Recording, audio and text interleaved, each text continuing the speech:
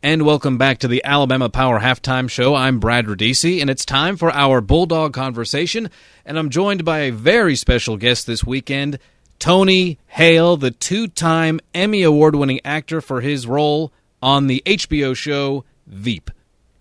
First off, wow, congratulations on your second Emmy win. It's got to feel amazing. It does. It does.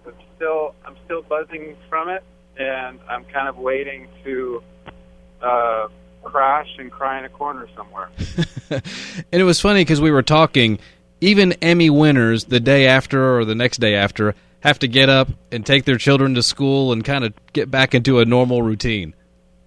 Oh, yeah, and I actually look forward to that because nothing about this past weekend is normal. It's like you enter kind of fantasy land, and it's just completely detached from reality. So taking my daughter to school and, you know, softball games and picking her up and her and I getting into fights about her chores, that's normal, and I need that.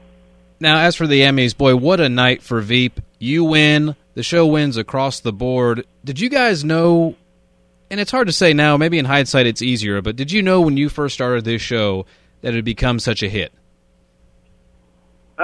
I don't know. You kind of never know that, but I do know that I loved the team that I was stepping in with. Like Armando Iannucci, who created the show, he also did a show called Thick of It and a movie called In the Loop, and I knew his style was very raw.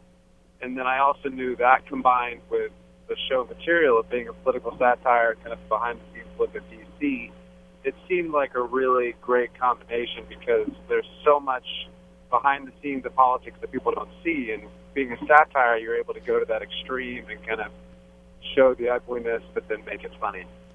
When you're sitting there in the audience, you're a two-time Emmy Award winner, and when you look around, do you still get starstruck at some of the people you see in the audience?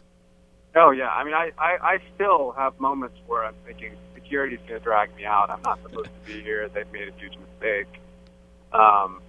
Me and John Hamm should not be in the same room. You know, you just kind of, you do have those kind of overwhelming feelings. However, the more I'm in this business, the more the sheen of celebrity is taken away, where you just see the reality of it and you see the humanity of it. And there's all these people have had really great luck with getting good jobs, and we're all working actors. We're all looking for the next gig. It just so happens that you know, these people have hit some pretty big gigs. So you kind of just see the veil is taken a little bit away from kind of the tabloid idea of what celebrity is. And you mentioned folks looking for their next gig. We have students here on campus that are hoping to land something, whether it be in film or television or just the entertainment industry in general. And you started a scholarship here at Samford. Why was that so important for you to do?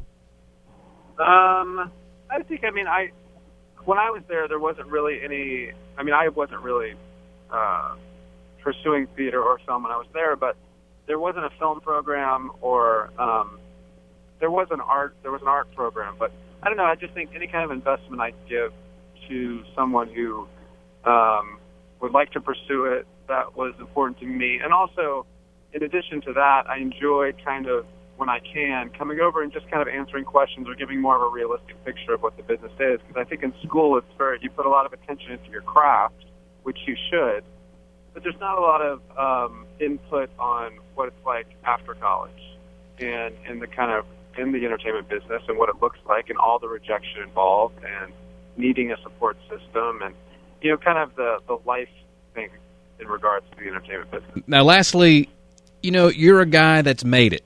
And for those that are in school, or maybe just listening to this, what would you tell them about their dreams? I know you had big dreams, and you know, for the most part, they've come true. Maybe you have bigger ones, but what would you say to folks? Yeah, I mean, the mistake I made early on, I think everybody can kind of fall into this, is I was always looking ahead and too much, and I wasn't present. And I would encourage students to just be as present. And it's a discipline. It's not something that comes easy, but to really wake themselves up to where they are at this moment.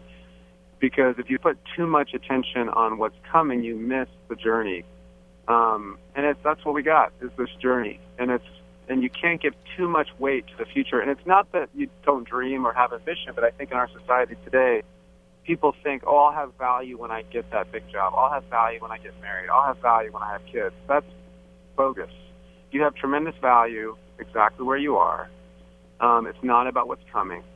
And just to really wake people up to where they are and the importance of that, and that when you do that, it makes it that much sweeter, whatever comes in the future. Hey, Tony, thanks so much, and good luck. All right, thanks, brother. Have a good one. All right, buddy. Talk to you later. All right, folks, that was Tony Hale, two-time Emmy Award winner. More importantly, a Samford Bulldog. Folks, more football coming up right after this. You're listening to the Alabama Power Halftime Show right here on the Samford Sports Network.